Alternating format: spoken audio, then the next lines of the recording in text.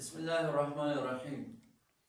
ګوره ماشوم سره د عبارت اجرا شروع ده چې عبارت به دې څنګه جوړوي. نو تر دې نه مخکې موږ چې کوم دی نو دا یو موصوف صفت والا کېده ماشوم ته وویله په هغې کې مور سره اجرا مو کړله. تاسو به ورته بیا وایئ چې بچي یو قاعده درته بله وایم، لکه تاسو ورته د دې ترکیب کوئ هو الماء الذي بقي على اوصاف خلقته. نو ورته به چې ګوره بچي یو قاعده ځان سره یاده وساته، لکه هو مبتدا شو الماء الذي دلته کې راغلی دی. نو دې کې ورته دا قاعده ووایئ چې کله الف لام والا اسم راغی، یو اسم راغی په هغې باندې الف لام داخل و او دغه الف لام والا اسم پسې موصول راغی. نو د الف لام والا اسم دا به موږ موصوف جوړو او دا موصول سله به چې کوم دي نو دې لپاره څه جوړو دې موصوف دپاره به چې کوم دي نو دا صفت جوړو او موصوف صفت چې بیا مخکې لپاره څه جوړېږي ما قبل لپاره نو هغه بیا جوړو.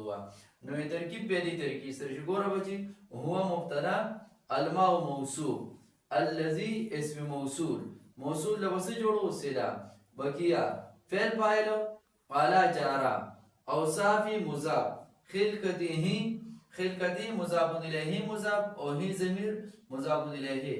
دا مضاف الیه تدی مضاف د بار کوم دی نو مضاف الیه شو. دا مضاف الیه د اعلی جار د بار مجرور شو. دا جار مجرور کوم دی نو متعلق شو بقیه فعل دا فعل سره خپل فاعل او متعلق تدی موصول د بار صله. دا موصول صله د موصوف د بار صفت او دا موصوف صفت چې کوم دی نو تدی هو مبتدا لپاره خبر مبتدا سره خپل خبره جمله اسمیه خبریه.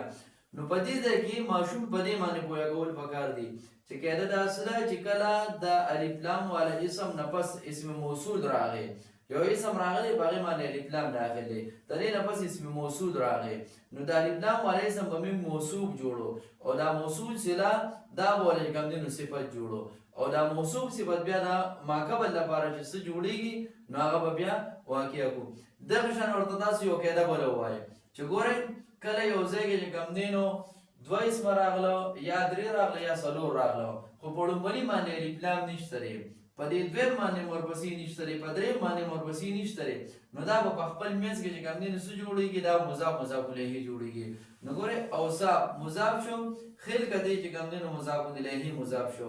اوس دلته کې ورپسې هی ضمیر راغلی دی، نو دا ضمیر باندې چې کوم دی نو مضاف الیه بس دا برابر شوله ځکه چې ضمیر مضاف نه جوړېږي. نو دا مضاف الیه چې کوم دی نو تدې مضاف دپاره مضاف الیه شو او دا مضاف الیه د اعلی جار دپاره مجرور جار مجرور کوم دی مخکې دپاره څه شو متعلق شو. نو یو قاعده به ورته دا ووایه چې کله داسې اسمونه راغلي وي نو دا په خپل منځ کې بیا موږ مضاف الیه مضاف جوړو، لکه اوصاف مضاف شو خلقت مضاف الیه مضاف شو او هی ضمیر مضاف الیه شو.